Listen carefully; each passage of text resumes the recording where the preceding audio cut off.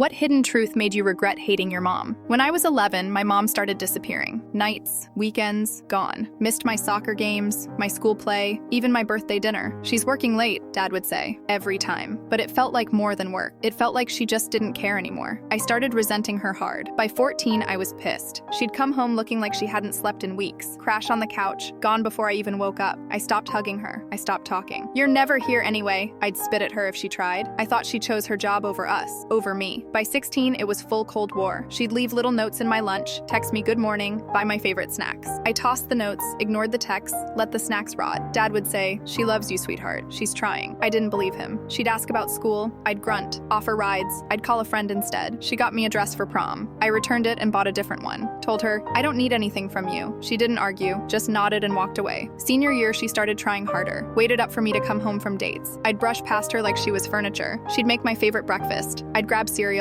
offered to help with college apps. I did them at the library. The night before I left for college, she knocked on my door. "Honey, can we talk?" I faked sleep. I heard her crying in the hallway. Part of me wanted to open that door, I swear, but I didn't. Pride or stubbornness or both, that was the last chance I had. She died in a car accident my sophomore year. Another late shift. I went numb, couldn't even cry at the funeral. People told me how proud she was of me, how hard she worked for my future. I thought they were just trying to make me feel better. They didn't know what I knew. She abandoned me. 3 months later, Dad sat me down with this box. His hands were shaking. "Your mom made me promise to wait," he said, "but you need to know." Inside were hospital bills, insurance stuff, parking stubs, 7 years worth. Turns out when I was 11, she was diagnosed with stage 3 breast cancer. The night shifts, chemotherapy, the weekends, hospital stays. She wasn't ditching us. She was fighting to stay alive. There was a letter with my name on it. Her handwriting was steady at the top, shaky at the bottom. "My beautiful girl, if you're reading this, I didn't beat it. I know you hate me right now, and that hurts worse than anything they ever gave me, but I didn't want you to see me weak. I couldn't let cancer steal your childhood too. Every round of chemo, I pictured your graduation, your wedding, your future. The doctor said stress would make it worse, so I tried to make everything feel normal. I worked extra to pay for treatment and save for your college. I wanted you to have everything, even if I couldn't give it to you in person. I love you more than my life. Maybe one day you'll understand why I had to be strong instead of honest." At the bottom, "P.S. I kept every note you threw away. They're in my jewelry box. You were always my greatest treasure." I ran to her room, opened the box. There they were. Hundreds of crumpled notes I had tossed like garbage, smoothed out, folded neatly. "Have a great day, my sunshine. Don't forget you're amazing.